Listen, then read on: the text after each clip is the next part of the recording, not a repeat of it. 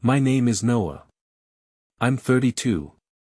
Most of my family always thought I was the type to stay quiet when things got tough.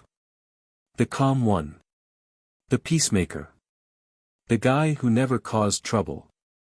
And maybe I used to be like that. But when my grandparents passed away and left everything to me, the house, the savings, the stocks, nearly $900,000, something inside me changed. I started paying attention.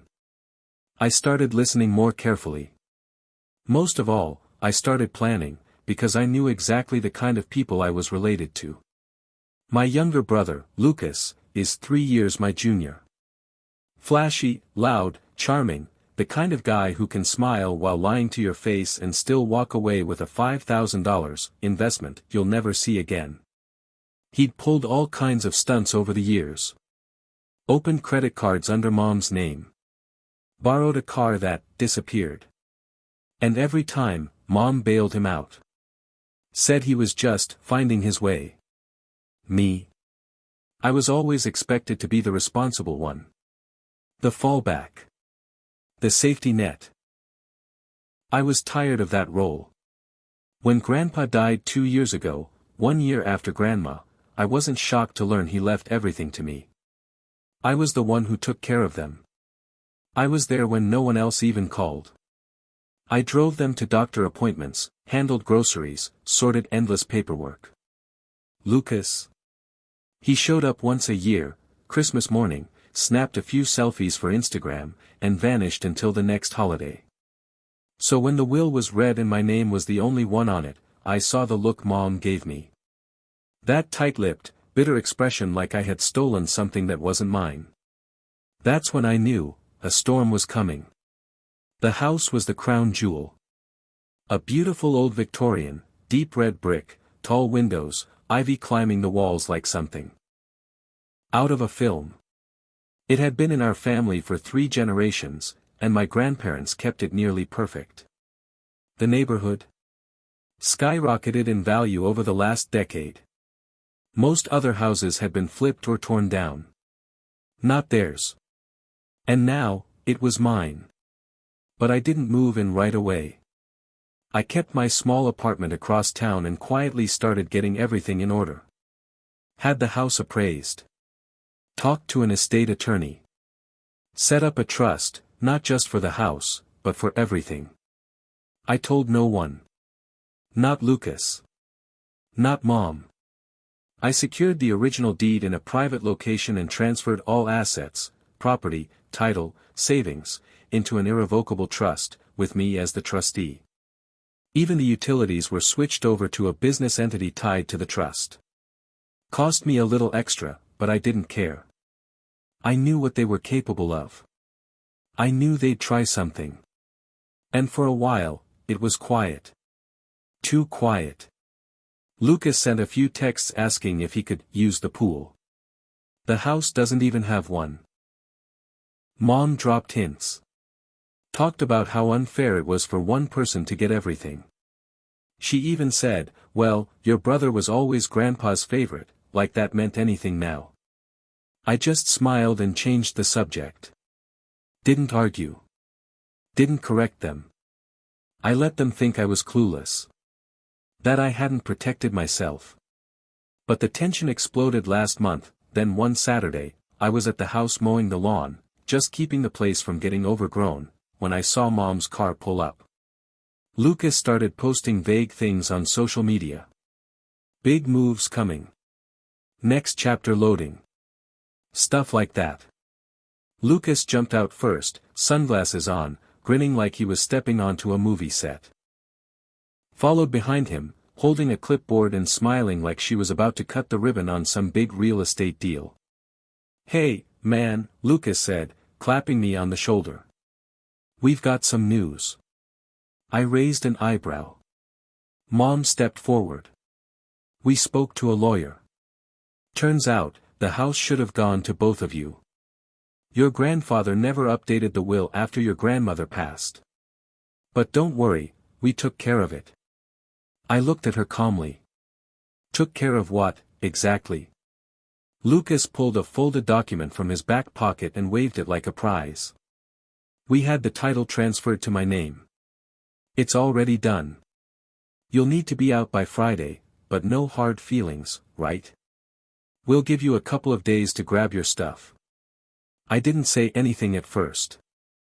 I just looked at both of them, one at a time, taking in the smug expressions, the confidence, the nerve. My heart wasn't racing. I wasn't afraid. Honestly, I almost laughed. Because they really thought I was that naive. I gave them a small smile. The polite kind that makes people uneasy. You really think I'd let that happen? Lucas let out a laugh like I'd just told a joke. It already is, man. You've been living in a dream world. Mom stepped in again, softening her voice like that would make this feel less like a betrayal. We're not trying to be harsh, Noah. It's just the smart thing to do. Lucas can manage the place, maybe even flip it. You've got your own apartment. This way, everyone wins. I didn't argue. Just gave a slow nod. Got it, I said. 2 days later, they came back, this time with a moving truck and 2 hired movers. I was expecting them. They pulled into the driveway like they already owned the place. Laughing. Joking. Lucas rode in the passenger seat, sipping a coffee. Mom was in full command mode, pointing the movers toward the front door. Then they looked up at the porch. I was standing there, arms crossed, next to a tall man in a navy suit. He held a thick folder in one hand and wore a badge clipped to his belt. The folder had my trust's name on the front. A name they didn't recognize yet. The badge was real. The suit was real. And the man? He was from the county office of property records. Lucas froze. He stepped out first, confused. What's going on? I didn't answer. The man in the suit did. The man beside me, Mr. Lavin, cleared his throat with the calm confidence of someone who's handled situations like this too many times to be fazed by family drama. He held the folder under one arm and glanced at the paper in his hand before speaking in a steady, official voice. Are you Lucas Grant? He asked. Lucas frowned, thrown off by the question. Yeah, who's asking? Mr. Lavin stepped forward. I'm with the county office of property records. I'm here on behalf of the legal trustee for the East Thornhill estate. That would be this property. He pointed behind him at the house. I have documents confirming the deed has been held in a trust since last April, under Th. the management of Noah Grant. Any claims made about the property's ownership since that date, including a forged title transfer, are not only invalid, but criminally prosecutable. Lucas visibly paled. Fraudulent, he whispered, turning to Mom. What's he talking about? Mom stepped forward, her lips tight. There must be a mistake. We had a lawyer look at the old deed. It was still in your grandfather's name. We assumed. You assumed wrong, I finally said, breaking my silence. I never kept the house in my name. It's owned by a trust. That's why you didn't find anything in public records. You went to some sketchy title mill and tried to fake a transfer using an outdated document. Mr. Lavin nodded. I've already filed a fraud report about the attempted title claim. Normally, we'd start with a warning, but considering you brought movers, threatened eviction, and tried to occupy the home of a legal trustee, we're moving straight to enforcement. Enforcement? Lucas blinked. I turned to him, voice level. It means if you step 1 foot in this house again without my permission, it's trespassing. And if you mess with the trust or its assets, you're looking at multiple charges. The silence that followed was heavy. The movers stood awkwardly between their truck and the porch, looking like they'd wandered into a live grenade field. One of them cleared his throat and slowly started walking backward toward the van. Lucas finally found his voice. You're really doing this? To family? My voice didn't waver. Family? You showed up with a forged title and a moving truck. You tried to steal the one thing Grandma and Grandpa left to me. Don't talk to me about family. Mom's jaw tightened. They were just confused, Noah. They didn't know. No, I cut in sharply. You didn't know. You thought I was still that quiet kid from before. The one you could guilt into giving up his weekend to clean up Lucas's mess. Or loan you money because you just needed help this once. But I'm not that kid anymore. I learned. I listened. And I prepared. Mr. Lavin flipped through the folder. Just so we're clear, he added, we've already contacted the local precinct. If either of you returns with any kind of claim, a file's waiting, civil and criminal. Lucas's eyes narrowed, but he said nothing. He turned and barked at the movers. We're leaving. Now. He didn't look back. Mom lingered for a moment, lips parted like she wanted to say something. Maybe one last attempt to twist the knife. But she said nothing. She followed him. The truck backed out of the driveway, and I watched their tail lights disappear down the road. It was quiet again. That heavy kind of quiet that settles in after a storm that's been brewing for years. Mr. Lavin handed me a copy of the fraud report and said, call if they show up again. I nodded and thanked him. After he left, I just stood there on the porch. The same porch where I used to sit with Grandpa, listening to him talk about knowing your people. Not just their words, but their habits, their patterns. He used to say, don't judge people by what they say in the moment. Judge them by what they do when they think no one's watching. He was right. I'd watched. And now I'd finally acted. But that wasn't the end. Because 3 days later, I got a letter. Typed, formal, and signed by a new lawyer. Mom's lawyer. In it, she claimed emotional distress, saying that as a direct family member, she had a moral and familial right to part of the estate. She demanded compensation for the mental anguish of being excluded. And attached to the letter, a list of what she considered reasonable reparations. $150,000 in cash. Joint ownership of the family home. And a monthly allowance, until further notice. I stared at the paper. At first, I felt numb. Then my hands began to shake. Not from fear. From rage. Because she wasn't done. And now, neither was I. I must have read that letter at least 6 times in complete silence before setting it down on my desk. The first few reads, I tried to justify it, tried to believe maybe she didn't mean it the way it sounded. But by the 6th time, the denial ran out. My own mother had put her name on legal stationery and tried to bill me, for not letting her and Lucas steal what my grandparents had trusted me to protect. It wasn't even the money that hit the hardest. It was the sheer audacity, the entitlement. To call the whole thing a misunderstanding one day and then demand $150,000 the next, like we were just two strangers settling a business dispute. The phrase that stuck with me most. Familial obligation. Like loyalty was supposed to flow only in one direction, upward, to them. As if I was born to give. And they were born to take. I didn't respond right away. I knew better than to act on anger. Instead, I called Mr. Lavin, who connected me with a sharp estate attorney named Sonia Cruz. She was in her early 40s. Soft-spoken.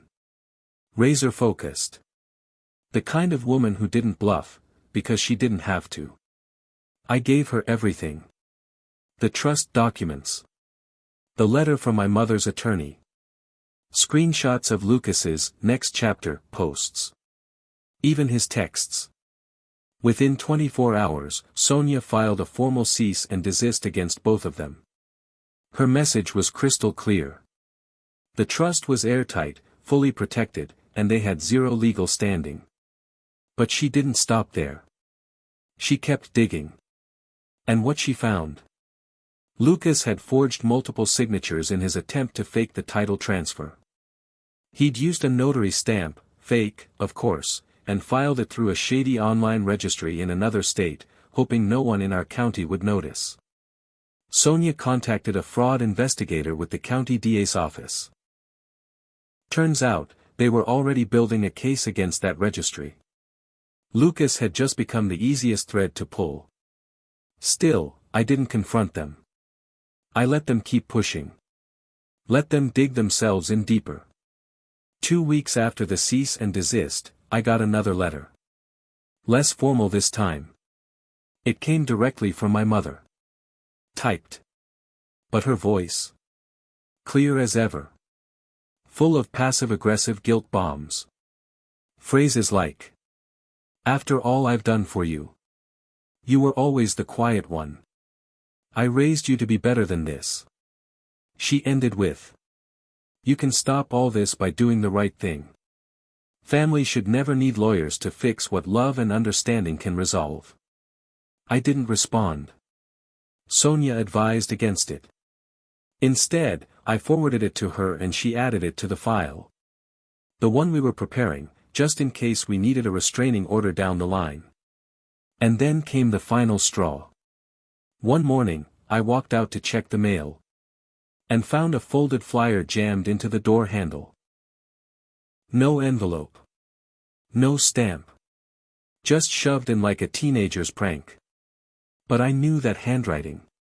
Lucas.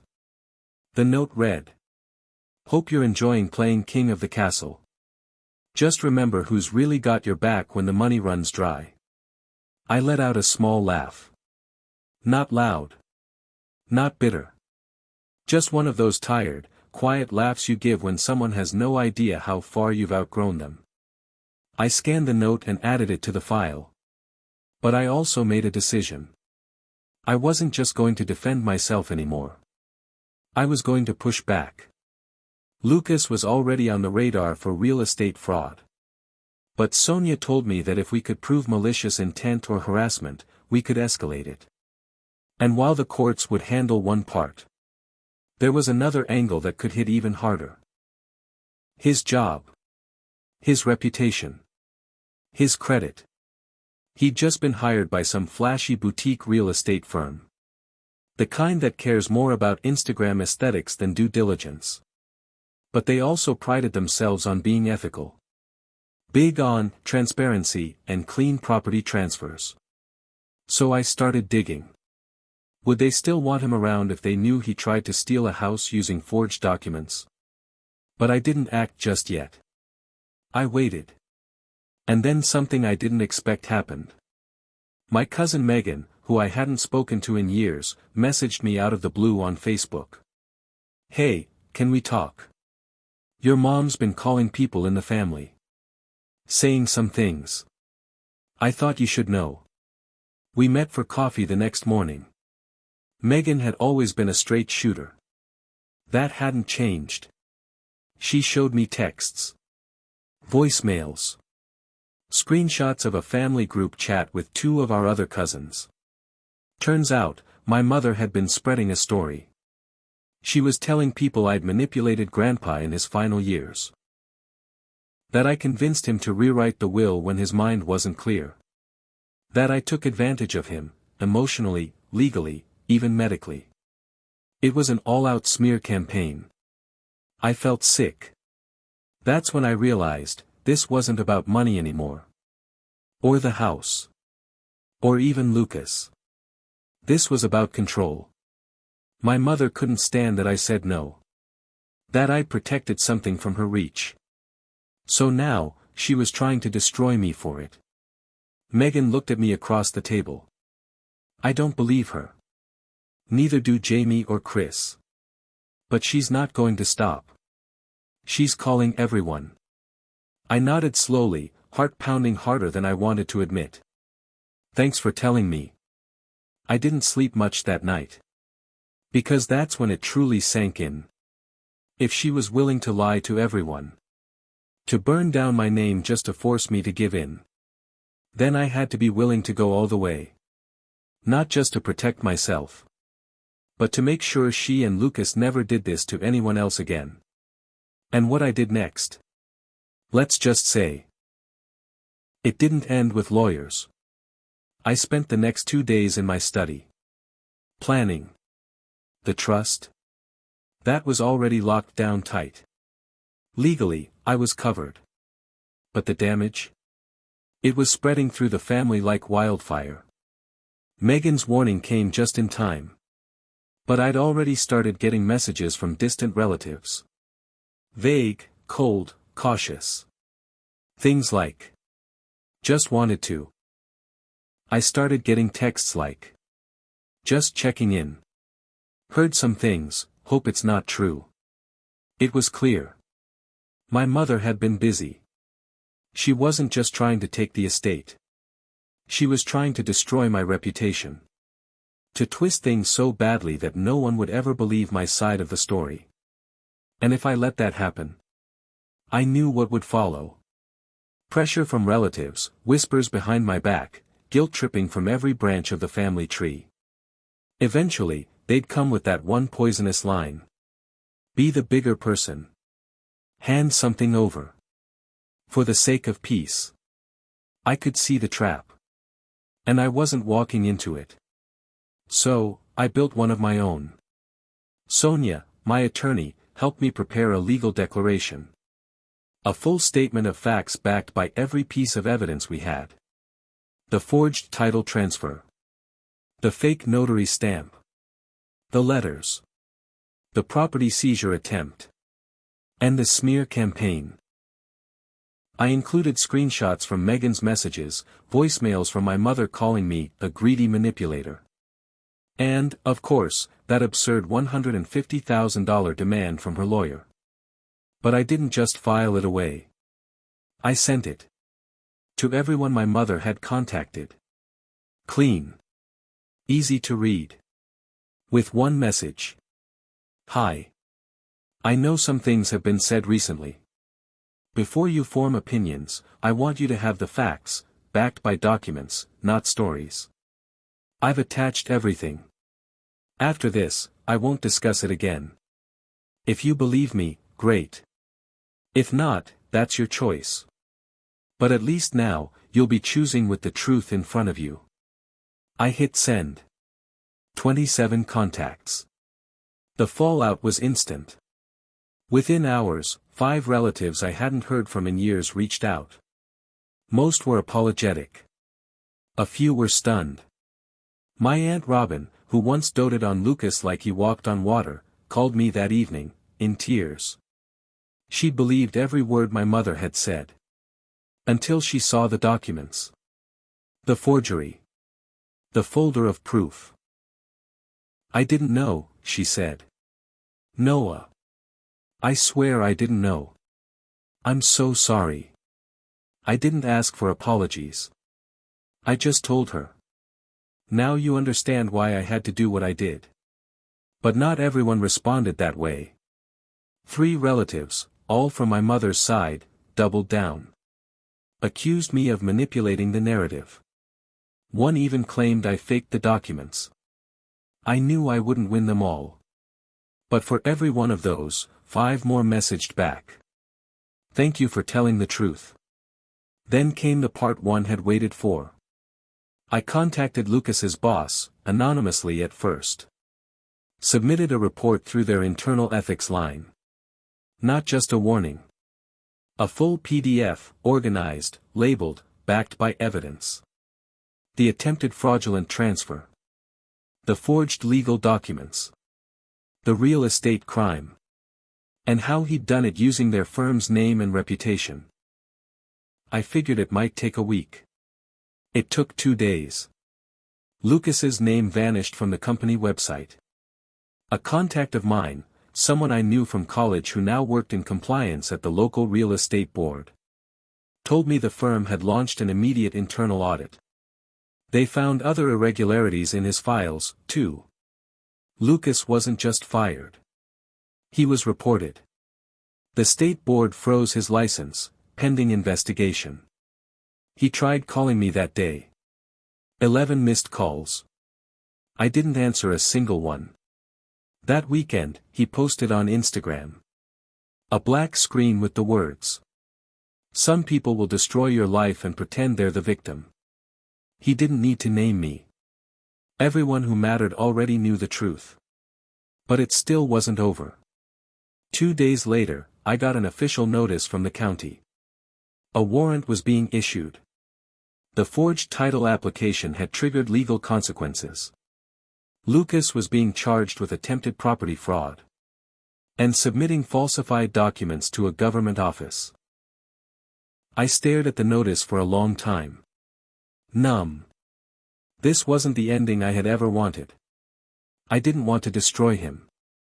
I didn't want any of this. But he left me no choice. And now there were consequences. His arraignment was quiet, no headlines, no drama. Just a court date. A lawyer he couldn't afford. A future full of legal headaches. He wouldn't go to prison. Probably just probation. Fines. Maybe community service. But the record would follow him. Everywhere. Job interviews. Credit checks. Every time he tried to start over. There it would be. The skeleton in the closet. As for my mother, she went silent. Completely silent.